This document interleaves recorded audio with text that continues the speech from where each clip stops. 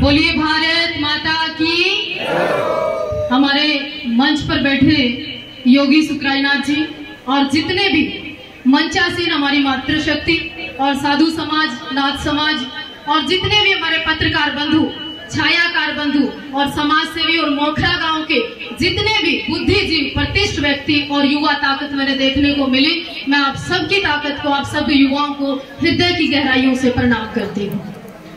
विशेष रूप से मैं निवेदन करना चाहती हूँ कुछ पत्रकार बंधुओं से जो पीछे खड़े हैं, सोनू बाली जी जैसे लोग, हमारे ग्राउंड मीडिया जैसे लोग और जितने लोगों को मैं नहीं जानती उनसे भी, कि 5 मिनट अगर आप साइलेंट होकर सुनोगे तो मैं अपनी बात रख पाऊंगी। अगर आप सुनना नहीं चाहते तो मैं भी बाकी लोगों की तरह खाना पूर्ति कर विराम दे दूंगी। जब मंच से कोई योगी बोले, जब मंच से कोई संत बोले या मंच से कोई महिला बोले, आप लोगों का कर्तव्य बनता है कि उसको आराम से सुने, समझे। उसको ग्रहण करना ना करना आपकी मर्जी है।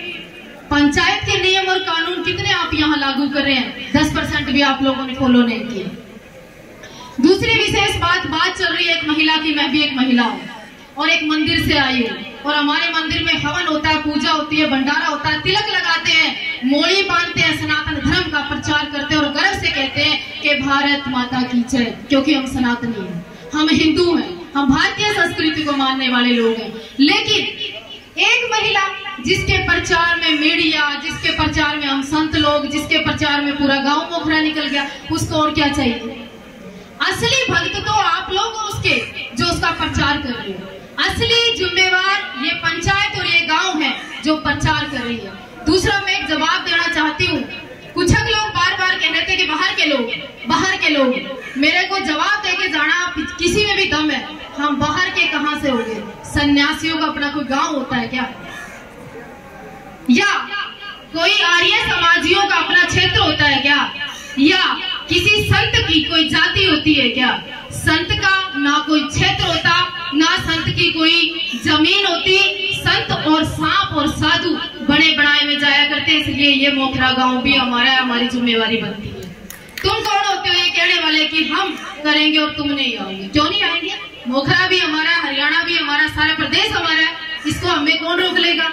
और हाँ, राष्ट्र में जहां जहां, जब तब हमारी जरूरत पड़ेगी, जहां आप लोगों का पसीना बहेगा, वहां हम खून बहाने के लिए तैयार हैं।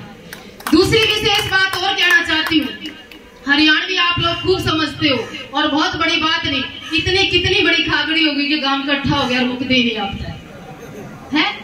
कितना बड़ा सांग हो गया कि इतना गांव इकट्ठा हो गया और मुक्दा ही नहीं रोड़ा। हद होगी, आप लोगों ने इतना प्रचार प्रसार कर दिया एक महिला का।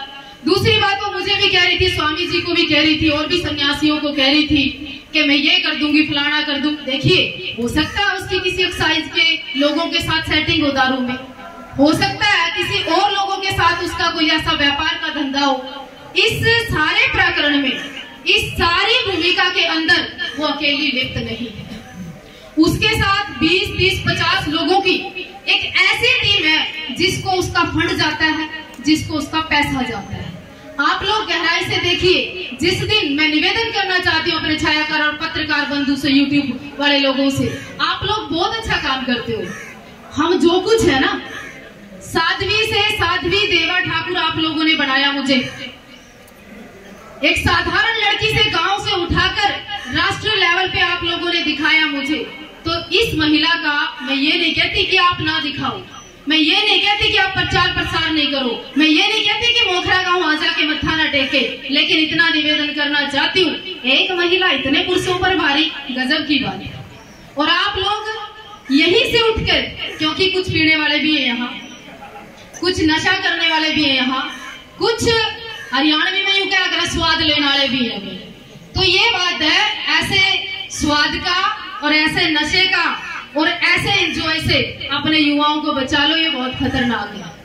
आज के समय में आपको पता नहीं, कोरोना से लोग मर गए, आज लोगों के पास पैसा नहीं है, व्यापार नहीं है, नौकरियां नहीं है, युवा बेरोजगार है। पत्रकार सवाल करते हैं कई बार, साध्वी जी आपने सोना पहन लिया, साध्वी जी आपने ड्रेस पहन ली। मैं कहती हूँ मुद्दे की बात करिए ना, और भी बहुत विषय है, बेरोजगारी विषय है, घर घर में जाति पाति का जहर आप लोगों के बीच में हमारे जैसे नेता छोड़कर जाते हैं, उस विषय पे बात करिए। स्वामी जी को मैं धन्यवाद और साधु देना चाहती हूँ कि एक मर्द तो बाकी है, एक साधु तो बाकी है, एक सन्यासी तो बाकी है जिसको पीड़ा हुई। और ये बात कहकर आपको माफी मांगनी चाहिए कि आप बाहर के लोग क्यों आए। सन्यासी कभी बाहर का नहीं होता, उसका कोई क्षेत्र नहीं होता, इसलिए आप लोगों को शर्मिंदगी महसूस करनी चाहिए। और स्वामी जी का अगर आप साथ नहीं दे सकते ना तो अन्यथा टांग खिंचाई मत करिए। इससे पहले भी साध्वी देवा ठाकुर हुए, स्वामी जी हुए, और भी हमारे क्षेत्र के या समाज के लोग हुए, मुकदमे किस पे नहीं होते, मुकदमे कौन नहीं भुगतता। जिसकी चर्चा होती है, जिससे पास खर्चा होता है, बात उसी की होती है। कहना ये चाहती हूँ ये पाखंड आप लोगों से बंद होता है तो करिए, नहीं तो यहाँ पर एक एक शेर, एक एक पुरुष, एक एक आत्मा इतनी ताकतवर है कि सौदाई की में कुछ होनी। जय हिंद, वंदे मातरम। धन्यवाद बहन जी।